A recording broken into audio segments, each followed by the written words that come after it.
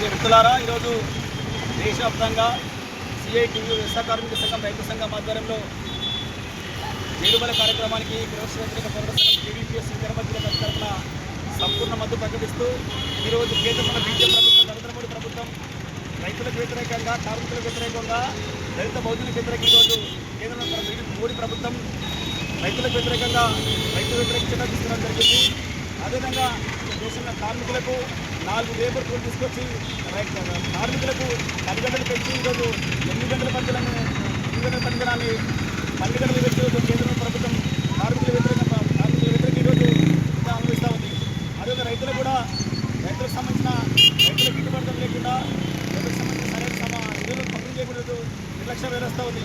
అదేవిధంగా ఈరోజు దేశంలోని దళితులపైన, మైనారిటీలపైన, గిరిజనులపైన, ఆదివాసులపైన దాడులు కొనసాగుతున్నప్పుడు కూడా బీజేపీ ప్రభుత్వం ఏమాత్రము ఈ యొక్క చట్టాలను గౌరవించే విధంగా చట్టాలను తీసుకురాకుండా అడ్డుకుంటూ అనేక పేద ప్రజలపై దాడులు చేస్తూ ఉన్నారు. దీన్ని కేవీపీఎస్గా కూడా ఖండిస్తూ ఉన్నాం. ఏదైతే దేశంలో వంటి రైతులకు గిట్టుబాటు ఇచ్చే విధంగా, కార్మికులకు కనీస వేతనం ఇచ్చే విధంగా, పిఎఫ్ ఇచ్చే విధంగా, అదేవిధంగా వ్యవసాయానికి పడిన కూలీలందరికీ ఉపాధి చట్టాన్ని పక్కన చేసే దగ్గర కేంద్ర ప్రభుత్వం తీసుకోవాలని డిమాండ్ చేస్తూ ఉన్నాం. ఏదైతే ఉపాధి చట్టాన్ని గతంలో వామపక్షాల పార్టీల ఆధ్వర్యంలో ఉపాధి చట్టాన్ని తీసుకొస్తే ఈరోజు ఉపాధి చట్టాన్ని పేరు మార్చి చట్టాన్ని కాకుండా నిధులు కోత పెడుతూ చట్టాన్ని కాకుండా ఇంటి స్థాయిలో పూర్తిగా నిధులు తగ్గించే ప్రయత్నం బీజేపీ ప్రభుత్వం చేస్తూ ఉంది.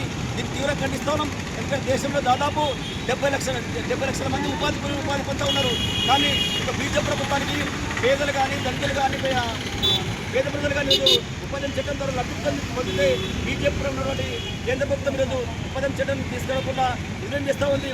దీన్ని భవిష్యత్తు ఏ రకమైనటువంటి బీజేపీ ప్రభుత్వం కొనసాగిస్తే పెద్ద ఎత్తున ప్రజా సంఘాల ఆధ్వర్యంలో, వామపక్ష ఆధ్వర్యంలో పెద్ద ఎత్తున దేశవ్యాప్తంగా ప్రభుత్వం దిచ్చే విధంగా ప్రయత్నం చేస్తామని, అదేవిధంగా మొన్ననే ఏదైతే యువకులు ఉద్యోగాల కోసం పెద్ద ఎత్తున ఢిల్లీ కేంద్రంగా చిత్ర మందిరం యొక్క యుద్ధం చేస్తే ఇక బీజేపీ ప్రభుత్వం, నరేంద్ర మోడీ ప్రభుత్వం అనేక మంది యువకులు చనిపోవడం జరిగింది.